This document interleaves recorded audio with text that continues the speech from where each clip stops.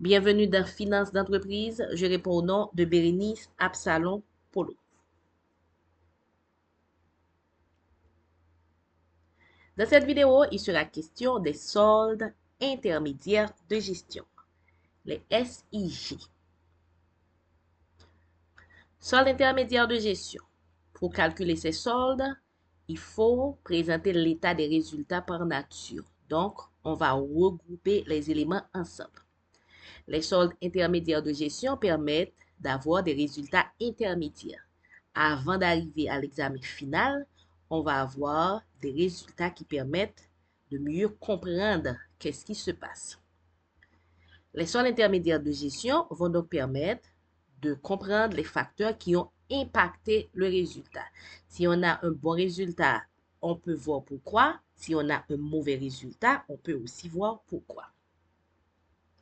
Comme solde intermédiaire de gestion, on va commencer avec la production et terminer avec le résultat final. On aura donc la production, la marge commerciale, la valeur ajoutée, l'excédent brut d'exploitation, le résultat d'exploitation, le résultat courant avant impôt et le résultat de l'exercice. La production, c'est pour les entreprises industrielles. Quand on calcule la production, on va tenir compte des ventes et de l'utilisation. Une entreprise produit et vend ses propres biens, vente, production vendue, mais l'entreprise peut aussi utiliser une partie de ses biens. À ce moment, ce sera la production immobilisée.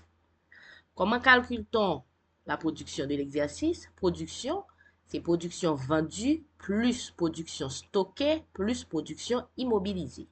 Production vendue, vente de l'entreprise. Production stockée, ce qui est produit qui n'est pas encore vendu. Production immobilisée, ce que l'entreprise a utilisé pour elle-même. Ratio de production. On peut utiliser la production pour calculer certains ratios. On aura par exemple la variation de la production de l'année actuelle, moins production de l'année avant, sur production de l'année avant. Production N, moins production N-1, sur production N-1. On peut donc voir est-ce que la production a augmenté ou diminué et de combien. On peut aussi calculer le ratio de force productive, c'est égal à production sur effectif. La marge commerciale, c'est un solde qui intéresse les entreprises commerciales. Et avec la marge commerciale, on peut aussi calculer le taux de marge. Ce sera la marge commerciale sur les ventes. La marge commerciale est ainsi calculée vente moins coût d'achat des marchandises vendues. Marge commerciale, vente moins coût d'achat des marchandises vendues. La valeur ajoutée. La valeur ajoutée permet de déterminer la capacité de l'entreprise à bien utiliser ses ressources ou encore ses facteurs de production. La valeur ajoutée permet de voir aussi quelles sont les méthodes utilisées par l'entreprise. Est-ce que l'entreprise fait elle-même ou bien est-ce qu'elle utilise la sous-traitance? C'est le faire ou le faire faire. La valeur ajoutée permet de mesurer la richesse créée par l'entreprise pour l'exercice. Comment on calcule la valeur ajoutée? La valeur ajoutée peut être calculée par production moins consommation externe pour une entreprise de production. Marge commerciale moins consommation externe pour une entreprise commerciale. Production plus marge commerciale moins consommation externe pour une entreprise mixte, c'est-à-dire une entreprise qui vend sa propre production et qui achète pour revendre. Consommation externe, de quoi s'agit-il? Il s'agit des consommations intermédiaires, des charges externes. On va payer de la publicité, on va payer le loyer, on va payer l'électricité, le téléphone, etc. Ce sont des charges externes. Donc, dans les consommations externes, on a tout ce qui concerne les achats non stockables.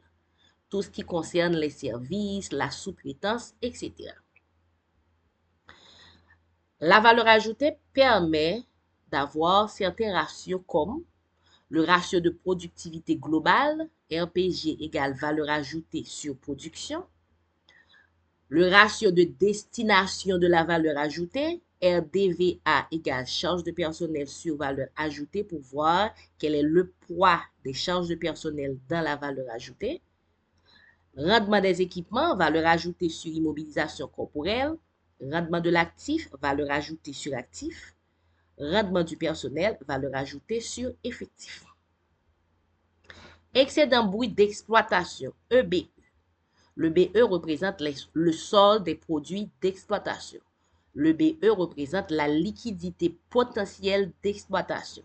Avec le BE, on peut calculer la marge de BE qui est égale à EBE sur chiffre d'affaires. Comment calcule-t-on le BE? EBE égale valeur ajoutée, moins charge de personnel, moins impôts et taxes, plus subvention d'exploitation. Résultat d'exploitation. C'est le résultat de l'activité normale de l'entreprise. C'est le résultat de l'activité quotidienne de l'entreprise. Le résultat d'exploitation permet de mesurer la performance de l'entreprise. Le résultat d'exploitation est ainsi calculé EBE moins amortissement moins autres charges plus autres produits. On parle des autres charges d'exploitation et des autres produits d'exploitation. Le résultat courant avant impôt, RCAI, c'est le résultat après prise en compte de la politique de financement. Comment on calcule le résultat courant avant impôt? RCAI égale résultat d'exploitation plus ou moins résultat financier. Résultat net, c'est le résultat après prise en compte du financement, de la fiscalité et des activités exceptionnelles. Le résultat net, c'est donc le résultat final de l'exercice. Résultat net égale résultat courant avant impôt plus ou moins résultat exceptionnel. On peut résumer les soldes intermédiaires de gestion à partir de ce tableau. On aura donc production vendue plus production stockée plus production immobilisée pour une entreprise de production. Pour une entreprise commerciale, on aura vente de marchandises moins coût d'achat de marchandises pour trouver la marge commerciale. Et on va continuer. Donc, si l'entreprise fait seulement de la production, n'achète pas pour revendre, elle ne va pas avoir vente de marchandises, coût de marchandises vendues, marge commerciale. Si l'entreprise est une entreprise commerciale, donc achète pour revendre, elle ne va pas avoir production vendue, production stockée, production immobilisée. Si l'entreprise vend sa propre production et achète pour revendre, on commence avec la production pour finir avec le résultat de l'exercice. On aura donc production vendue plus production stockée plus production immobilisée égale production de l'exercice. Vente de marchandises moins coût d'achat de marchandises égale marge commerciale. On va prendre production de l'exercice plus marge commerciale moins consommation externe pour avoir la valeur ajoutée. Valeur ajoutée moins charge de personnel moins impôts et taxes plus subvention d'exploitation égale excédent brut d'exploitation.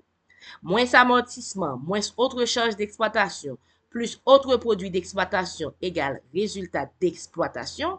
Plus ou moins résultat financier égale résultat courant avant impôt, plus ou moins résultat exceptionnel, moins impôt sur le bénéfice égale résultat de l'exercice.